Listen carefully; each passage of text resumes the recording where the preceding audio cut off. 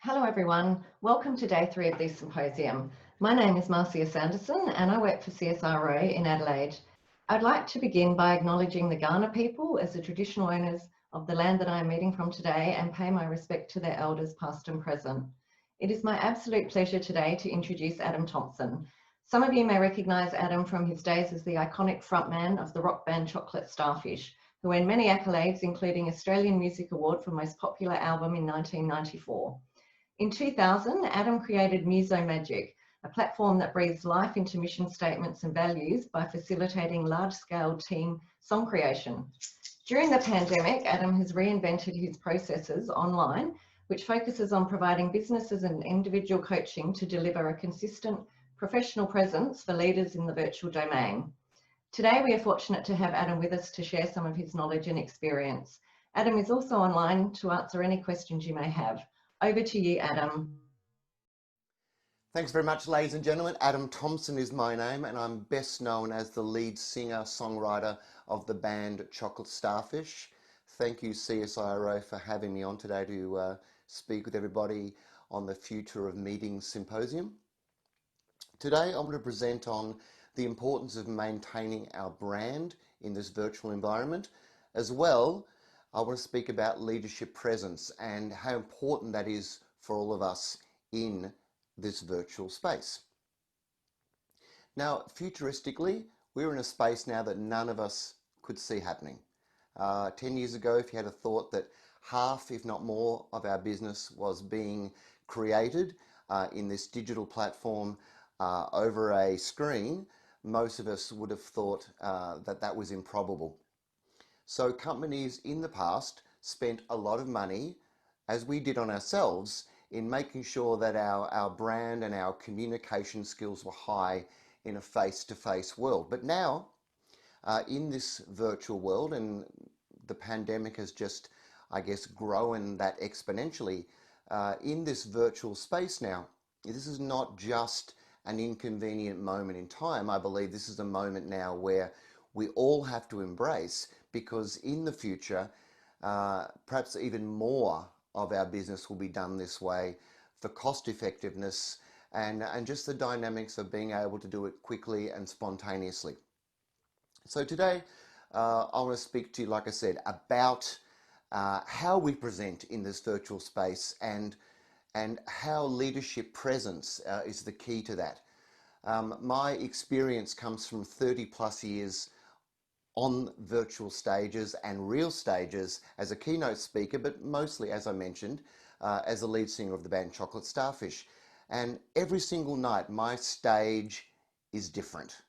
But even though my stages are different, I have one job to do, and that is to connect with an audience. And if a leader who is a great communicator is good enough, he or she will sell you a vision, will sell you a moment in time that helps you to follow them and to believe in what they're saying. So that's what my job has been for 30 years. And I think to be an effective communicator, it comes down to relationships. Now, we think about relationships only with other people, but today I also want to talk about the relationship with ourself and how we see ourselves and how important that is, even more so on a virtual platform.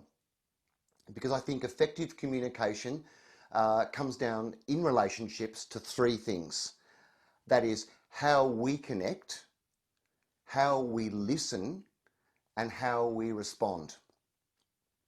And to make it really simple in my presentation today, I'm going to break down an acronym, like you need another acronym in your life, but I'm going to break down an acronym called the PRES model, the first 4 letters of the word presence, P-R-E-S, and I'm going to break that down for you simply right now, and then I'm going to expand on each one just to show you how simple but how effective it can be, but also how there are many things that we're not doing automatically now for a variety of reasons. So the PRES model is P, the first one, being present, in the moment, not distracted, but, and another one of those buzzwords, being agile enough to understand the moment. So present, not pretentious. Number 2, R, which is reaching out, building relationships through empathetic communication, listening and questioning skills. So that's reaching out, not looking down. That's a big habit a lot of leaders unfortunately get themselves into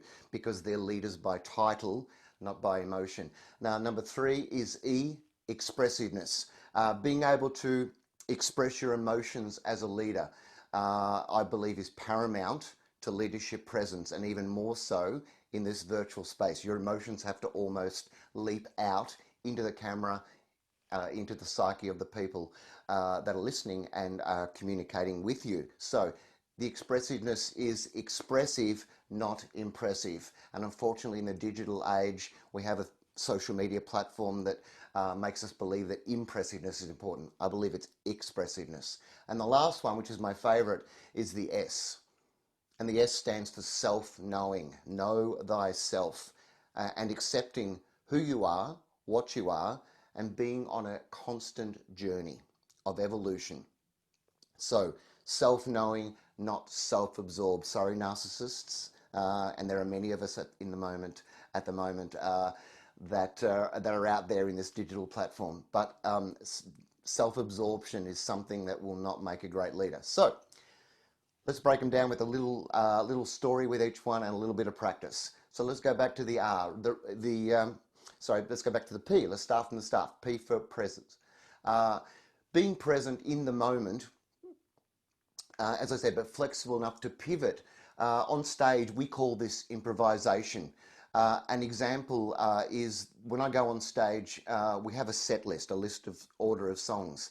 But as a great leader, I try really hard to read the crowd and not make an assumption about what they need, but actually listen and observe what does the crowd want. And it might not be the song 3 that I already have identified. And we also need to be visible in our attention.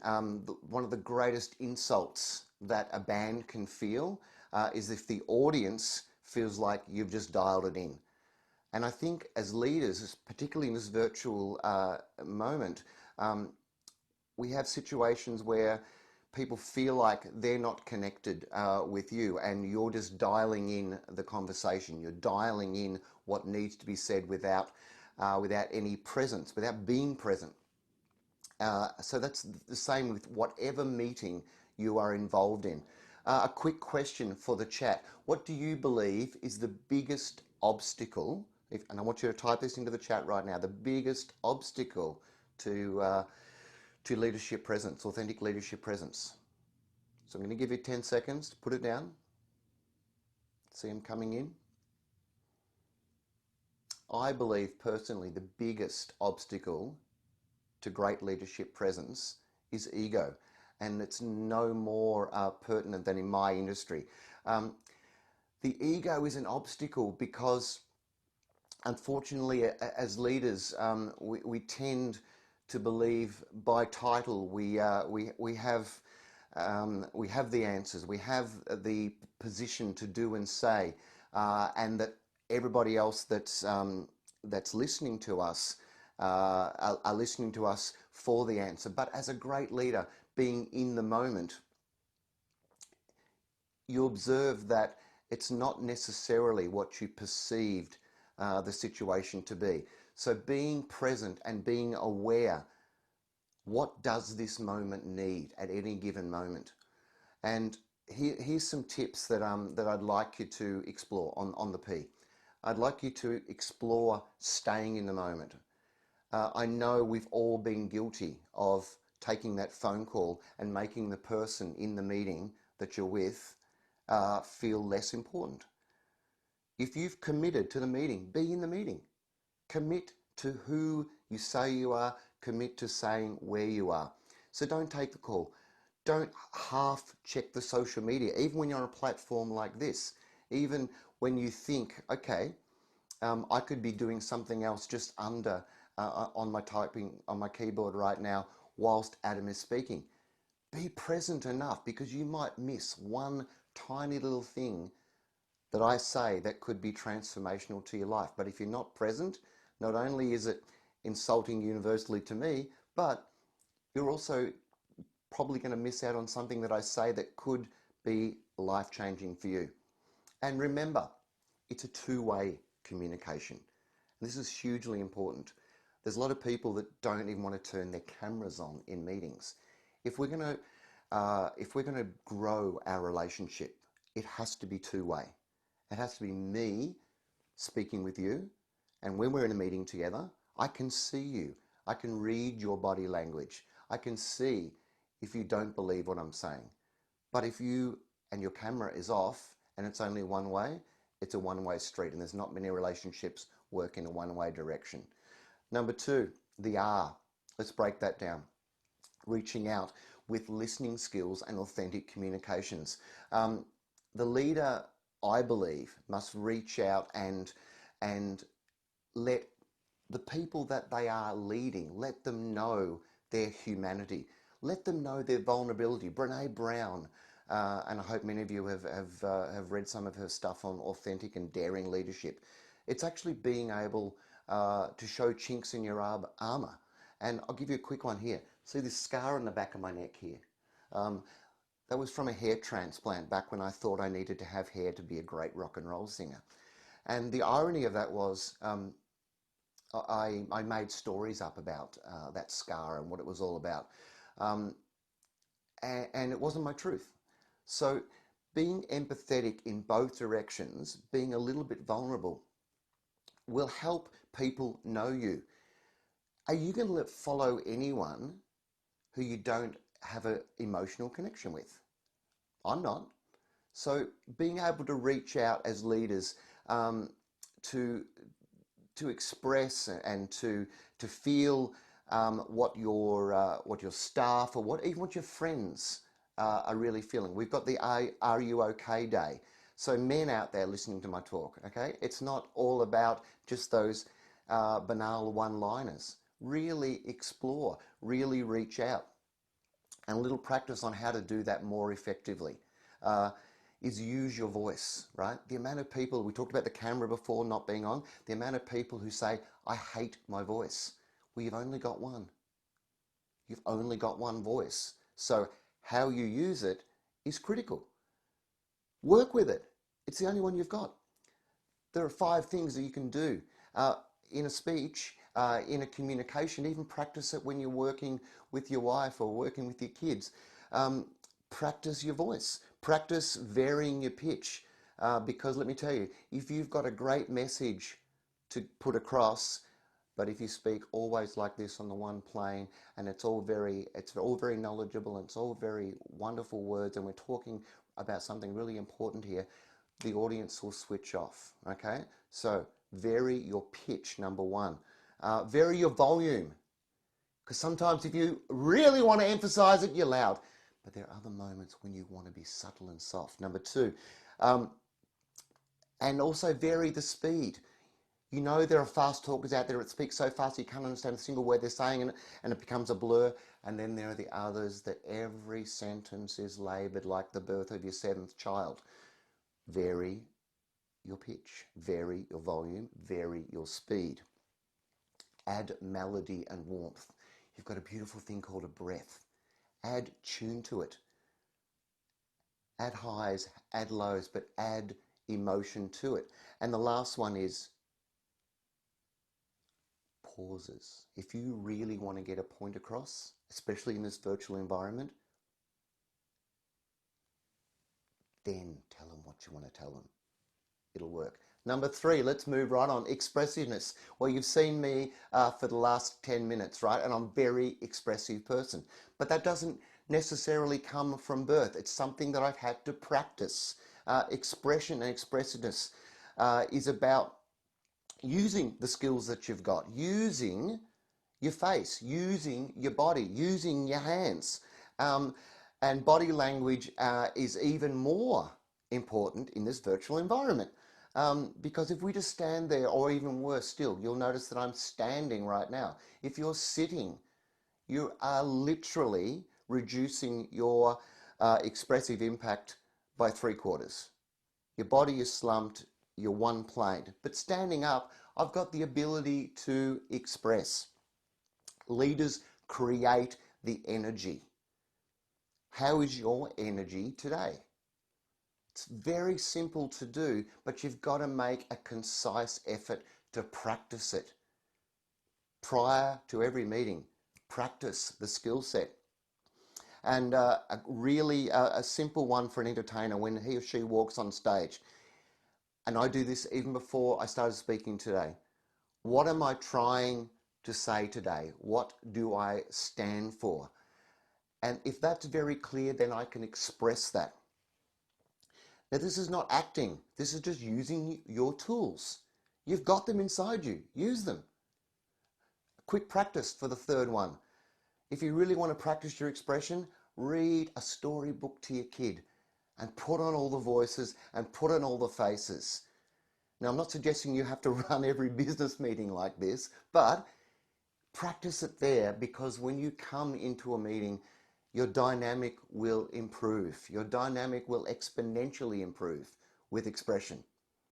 Let me tell you the last one, which is my favorite, self-knowing. Now, I believe self-knowing is my favorite because it's something that I've had to work the hardest on, is knowing myself, accepting myself, so that when I go on stage, it's not an act. I actually feel all the things that I talk about and all the things that I sing with passion. So you've heard of the phrase, stand for something, otherwise fall for anything. It's something that I've had to grapple with over the years. But right now, I believe when I get up on stage, I'm authentic. I show people the real me because I know me now. I'm comfortable in my own uncomfortableness. And that's a challenge for all of us to micro-learn every day, a new tool for our toolbox, a new tool that can increase our capacity. And a very simple practice for this one is record and review, okay? Whatever meeting you're on virtually in this environment right now, record it and look back on the PRES model, look back on the presence, look back on the reaching out, look back on your expression, look back on your authenticity. Are you being who you say you are? And there's some real learnings from that. We as entertainers are always constantly being videoed by someone in the audience. So we've got to accept our foibles. We've got to accept our limitations, but we also work on them. Leading in today's environment is a constant evolution. And as I said in the beginning of this talk, we're already at a space where none of us thought we were going to be. And a lot of us have stuck our heads in the sand, which is why I'm working with companies now on tuning teams, getting this online presence strong, getting it authentic and getting it real, so that your virtual presence is just as great as your in-person presence and your in-person brand that you've worked your whole lifetime on. To be clear on who you are and what you represent, and always performing like it's your last show. That's what's got me to where I am today. Every gig matters. Every meeting matters. Every relationship matters. I'm going to wind up with a little story. The Native American Indians, before they went into battle, some of you may know this, used to talk about today is a great day to die. So it would give them that strength of purpose, and it would give them, fundamentally an open heart and an open will to give everything that they've got in this moment. So what about if we borrowed from that and gifted it to ourselves, but just slightly changed the framework? Today is a good day to live. And more importantly, today is a good day to lead in your way, just like you have been born to do. Thank you very much, ladies and gentlemen. I'm going to stay now on the Q&A panel for any last minute questions. I'll happily answer those in the Q&A panel. Thank you very much. Adam Thompson from Chocolate Starfish signing off. I hope you've had a great symposium so far. Enjoy the rest of it.